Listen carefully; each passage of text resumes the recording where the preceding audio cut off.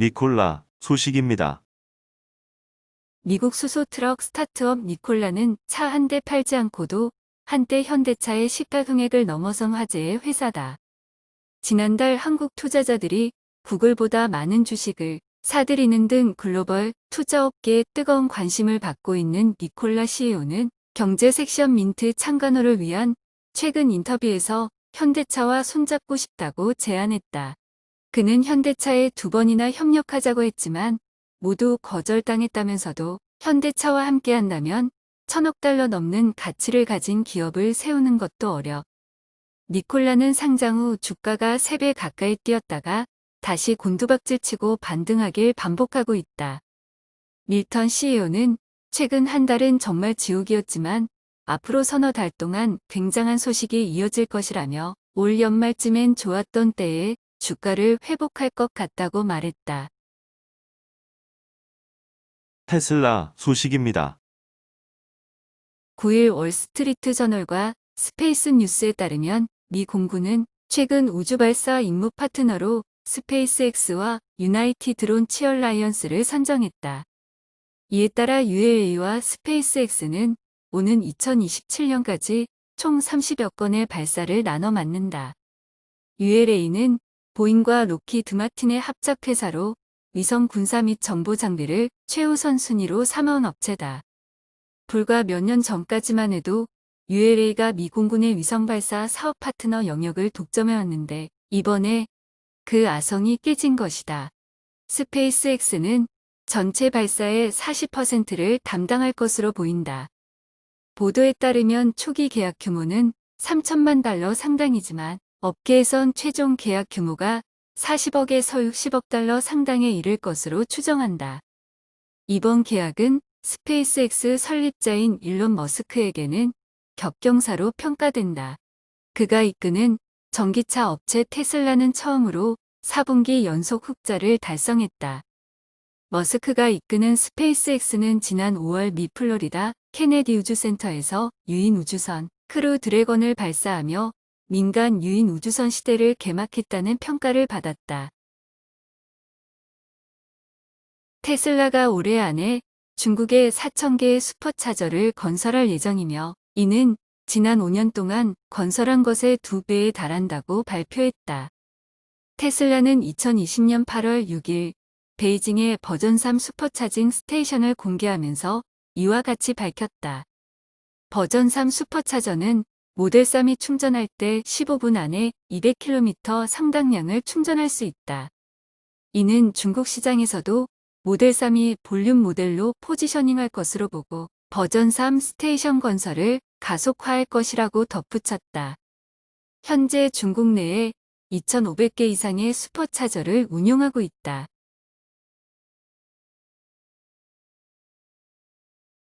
마이크로소프트 소식입니다.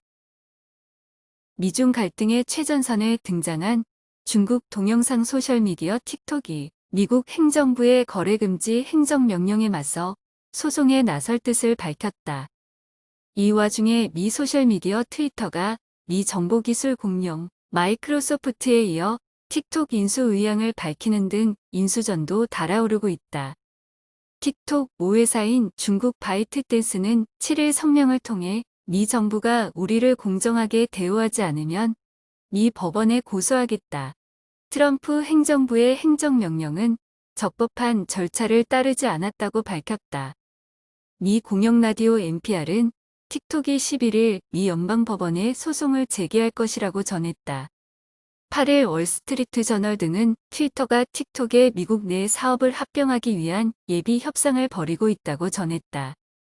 앞서 인수 의사를 표시한 MS는 당초 늦어도 9월 15일까지 인수 협상을 마무리 짓겠다고 했다. 하지만 빌 게이츠 MS 창업주가 부정적 의사를 드러내고 미 규제 당국이 독점을 이유로 반대할 가능성이 높다는 점을 의식해 트위터 또한 틱톡을 노린다는 분석이 제기된다. 현재 MS는 틱톡의 미국 사업 외에도 캐나다, 호주, 뉴질랜드 사업 인수 협상도 벌이고 있다. 하지만 빌 게이츠는 이날 와이어드 인터뷰에서 틱톡 인수가 독이 든 성배가 될 수 있다. 소셜미디어 사업에서 덩치를 키우는 것이 단순한 일이 아니다라고 우려했다. 개인용 컴퓨터와 모바일, OS 시장에서 오랜 경쟁을 이어온 마이크로소프트와 애플이 게임 시장에서도 경쟁 구도를 만들어가고 있다. 지금까지 두 기업이 게임 시장에서 직접적으로 충돌한 적은 없다. 콘솔 시장에서 활동했던 시기가 다르기 때문이다. MS는 2001년에 엑스박스를 출시해서 2009년에 단종됐고, 애플의 PP는 1996년에 출시해서 1년 만에 단종됐기 때문이다. 그러나 MS와 애플은 각각 게임 패스와 애플 아케이드를 내세워 구독형 게임 시장에서 빠르게 세력을 불리고 있다. MS의 게임 패스는 지난 2017년 6월부터 정식 서비스를 시작한 구독형 게임 서비스다. 콘솔, PC, 플랫폼 통합 등 세 가지 형태로 서비스가 구분되며 각각 상이한 요금을 내고 각 서비스마다 제공되는 게임을 무제한 이용할 수 있다. 특히 하나의 게임을 PC와 콘솔을 오가며 동일하게 즐길 수 있는 엑스박스 플레이 애니웨어 정책이 적용된 게임은 게임 패스에서도 동일하게 적용된다. 애플 아케이드는 지난해 9월 정식 서비스에 돌입한 구독형 게임 서비스다. iOS 13 업데이트와 함께 시작된 애플 아케이드 서비스는 매달 4.99달러를 내고 광고 시청이나 인앱 결제 없이 새로운 게임을 무제한으로 즐길 수 있는 서비스다. 또한 계정만 연동되어 있으면 아이폰, 아이패드, 맥, 애플 TV 등 애플 기기를 넘나들며 게임을 즐길 수 있으며 가입 계정도 최대 5명과 공유 가능하다. 게임을 기기에 다운로드해 네트워크에 연결되지 않은 상황에서도 플레이할 수 있도록 오프라인 플레이를 지원한다. 게임 패스와 애플 아케이드는 구독형 게임 시장에서 나란히 최다 이용자를 확보하고 있다. 게임 패스 이용자는 1천만 명 이상이며 애플 아케이드 이용자는 올해 말까지 1,200만 명을 넘어설 것으로 추산된다.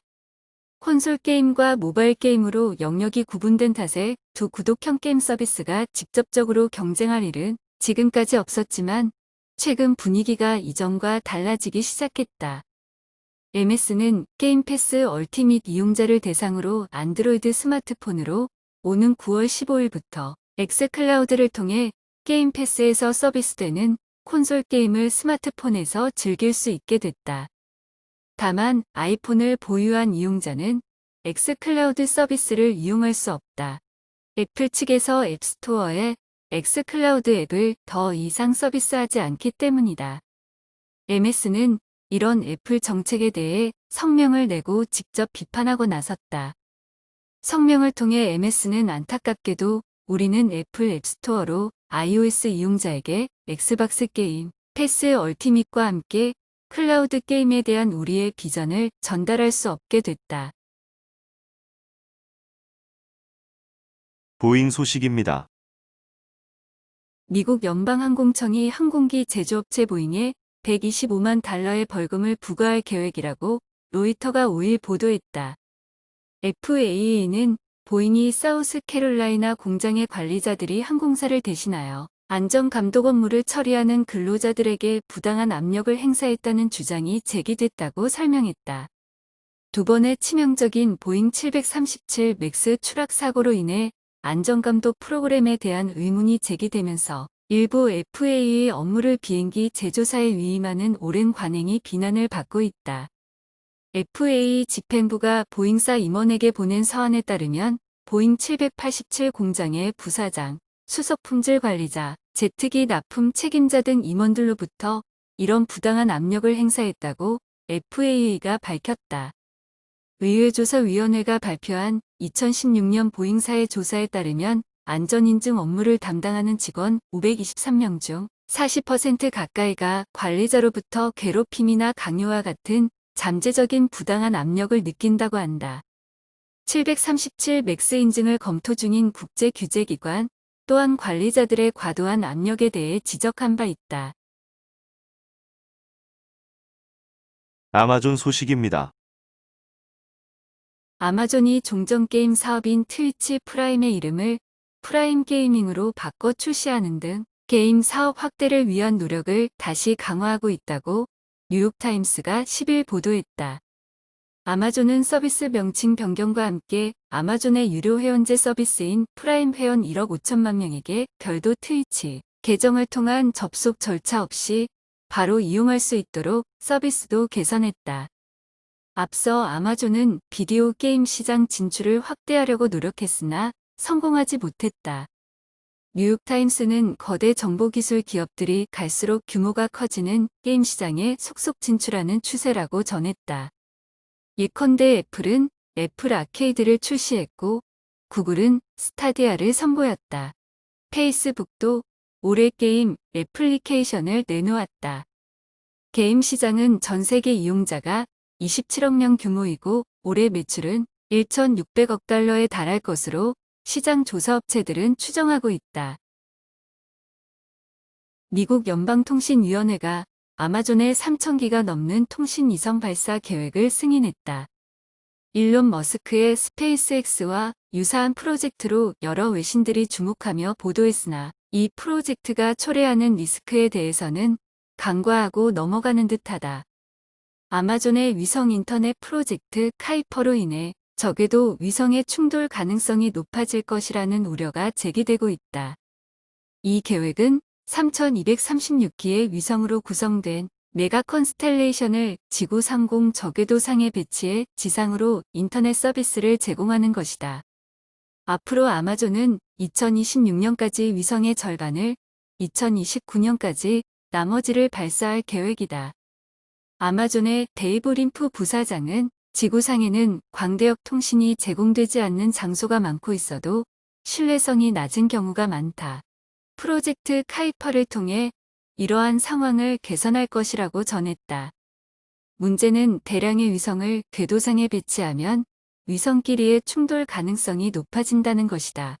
전문가들도 이 점을 우려한다. 현재 해당 궤도상에서 운행하는 위성의 수는 2,000기 정도지만 스페이스X의 스타링크만 최대 1만 2,000기가 배치될 예정이다. 여기에 아마존과 온웹 위성이 가세하게 된다.